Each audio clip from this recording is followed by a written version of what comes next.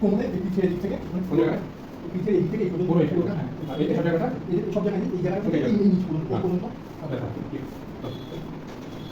পুরো কন্ডিশন নেই দেখি ফেলেছি ফেলে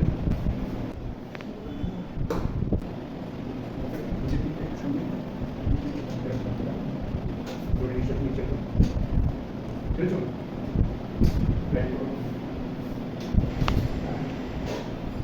ঠিক আছে এবার নিচে নেমে দেখো